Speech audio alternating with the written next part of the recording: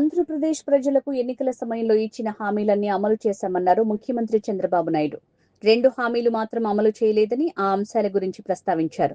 ఎన్నికలకు ముందు ఇచ్చిన హామీల్లో 20 లక్షల ఉద్యోగాలు ఇస్తామని, లేకపోతే నిరుద్యోగ భృతి ఇస్తామని చెప్పామన్నారు. ఉద్యోగాలకు సబ్సిడీలు భరించాలి కాబట్టి దానిపై దృష్టి పెట్టామని చెప్పుకొచ్చారు. ఆర్థిక శాఖ శ్వేతపత్రం విడుదల చేసిన తర్వాత సీఎం కీలక వ్యాఖ్యలు చేశారు.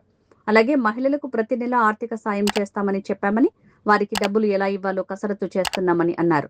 తాము హామీలు అమలు చేయలేదని విమర్శించే వాళ్లు సిపిఎస్ పై సమాధానం చెప్పాలన్నారు.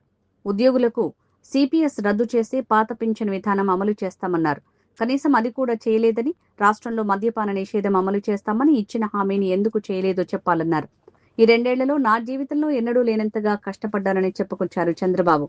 ఆంధ్రప్రదేశ్ బ్రాండ్ ఇమేజ్ పెంచామని, రాజధాని అమరావతి నిర్మాణ పనుల్ని మరింత వేగంగా పూర్తి చేసి 2028లో ప్రధాని చేతుల మీదుగా ప్రారంభిస్తామన్నారు. ఈ 2 ఏళ్లలో ఆర్థిక ఇబ్బందులు ఎదురవుతున్న పేదలకు సంక్షేమ పథకాలను అందిస్తున్నామన్నారు.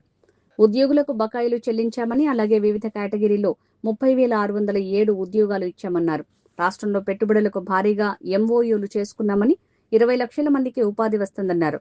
ప్రధాని మోడీ, తాను, పవన్ కళ్యాణ్ కలిసి పనిచేస్తున్నామని, రాష్ట్రం వెంటిలేటర్ పై ఉంటే కేంద్ర సహకారం అందించిందన్నారు. గతంలో తాను పీపీపీ అంటే ఎగతాళి చేశారని, భోగాపురం తాము చేశామంటున్న వారికి అది పీపీపీ ప్రాజెక్ట్ అని తెలీదా అన్నారు చంద్రబాబు. మిగిలిన విషయాల్లో మాత్రం పీపీపీ వద్దంటారని, వాళ్లు విమర్శించడానికి కారణాలు వేరే ఉంటాయన్నారు.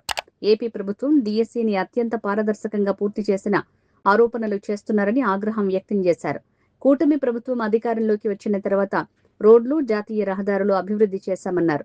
రాష్ట్రంలో సమస్యలు లేవని చెప్పట్లేదని, ఆంధ్రప్రదేశ్ బ్రాండ్ ఇమేజ్ పెంచడంతో రాష్ట్రాన్ని వెతుకుతూ పెట్టుబడులు పెడతామని వస్తున్నారని అన్నారు.